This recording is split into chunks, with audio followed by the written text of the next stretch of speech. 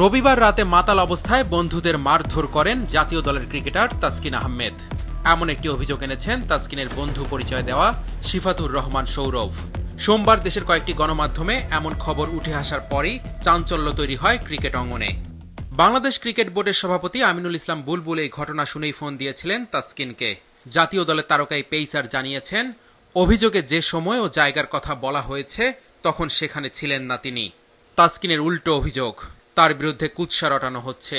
বিষয়টি নিয়ে মাছরাঙা টেলিভিশনের সাথে কথা বলেছেন বিসিবি সভাপতি।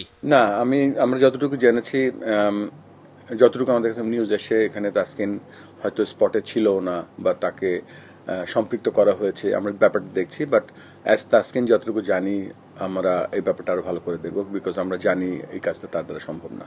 যদিও এটা প্র্যাকটিসের সময় হয়নি বা খেলার সময় হয়নি, তারপরেও আমরা আশা করছি যে, শুধু আশা করছি না, আমরা বিশ্বাস করি এটা তাসকিনের দ্বারা সম্ভব না। অভিযোগের প্রেক্ষিতে তাসকিনের বিরুদ্ধে সাধারণ ডায়েরি করেন শিফাতুর রহমান সৌরভ।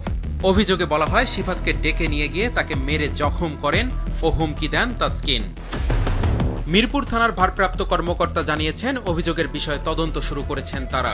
সব মশার বিরুদ্ধে সুরক্ষা দিতে এলো বসুন্ধরা এক্সট্রিম অ্যারোসল, মশার বিরুদ্ধে এক্সট্রিম সুরক্ষা। শোরুমে একজন ব্যক্তি তাসকিনের ভালো বন্ধু, উনি এটা অভিযোগ করেছেন তাসকিনের সাথে তার বন্ধুত্ব বিষয় নিয়ে কথাঘাটি হয়েছে, হাতাহাতি হয়েছে।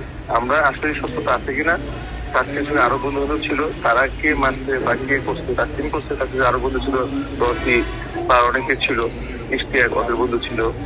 আসলে কি প্রকৃত ঘটনা কি, এটা আমরা জানার চেষ্টা করতেছি। এ বিষয়ে ফেসবুক স্ট্যাটাসে নিজের অবস্থান পরিষ্কার করেন তাসকিন আহমেদ।